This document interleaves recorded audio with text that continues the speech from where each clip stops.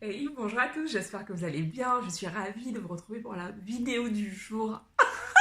J'ai bugué.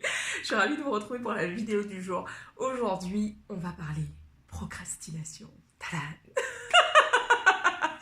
Alors, en fait, ce que je vous propose dans cette vidéo, ce n'est pas de vous expliquer ce qu'est la procrastination parce que j'imagine que vous le savez. La procrastination, c'est simplement le fait de remettre à demain ce que tu devrais faire aujourd'hui. Je vous propose trois façons d'arrêter justement de procrastiner. Donc, on va commencer tout de suite avec la première façon que j'ai trouvé vraiment d'arrêter de procrastiner.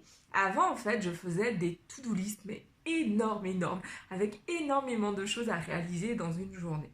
Donc depuis, j'ai arrêté parce que évidemment ces to-do list, je me les traînais sur plusieurs jours avec toujours les mêmes tâches n'étant pas réalisées. Donc je vous invite vraiment à faire des to-do list réalistes parce que quand on fait sa to-do list, on a toujours l'impression que ouais non, faire tout ça aujourd'hui, me lancer ma nouvelle chaîne, faire une cinquantaine de vidéos, voilà, aller faire 3 heures de sport à la salle, travailler sur mon programme en ligne, mais bien sûr, easy.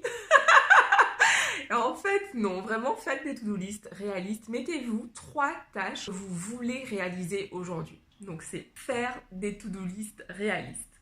Ensuite, ce que je vous propose, c'est vraiment de délimiter un temps pour réaliser chacune des tâches que vous avez décidé d'effectuer aujourd'hui. Parce qu'en fait, quand on se dit oh mais c'est bon, enfin bon, j'ai toute la journée pour faire ça, c'est correct, ça ira et tout, ben on traîne. Alors que quand on a peu de temps pour réaliser quelque chose, on y va là parce que après il y a autre chose à faire et on ne peut pas s'éterniser. Moi j'avais remarqué que souvent quand j'étais à l'école ou quand j'étais à la fac, je réalisais mes examens en fait très rapidement. Je passais une bonne partie du temps à répasser un peu et puis quand je voyais qu'il restait peut-être 1 heure, là j'y allais à fond, j'écrivais à fond et je sortais vraiment tout ce qui était là-haut.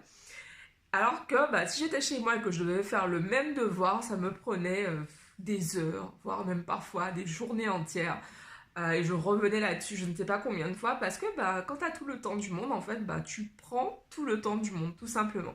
Donc je vous invite vraiment à faire ça, à délimiter, vous dire, voilà, aujourd'hui, je veux faire 1 heure de sport. Vraiment vous dire, je ferai cette heure de sport de 18h30 à 19h30 précisément.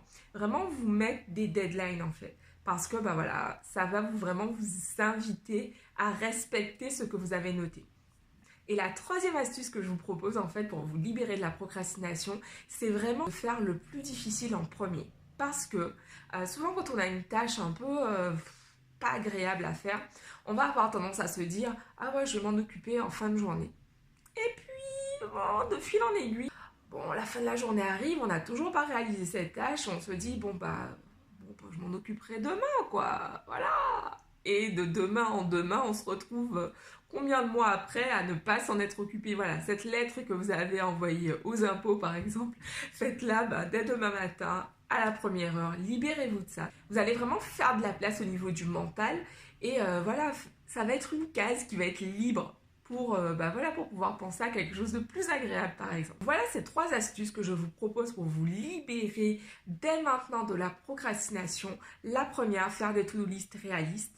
La seconde, de définir un temps vraiment imparti pour réaliser chaque liste. La troisième qui va être de faire la tâche la plus difficile en premier. Si vous également, vous avez d'autres astuces à proposer pour se libérer de la procrastination facilement, je vous invite à les partager en commentaire. À demain, ciao!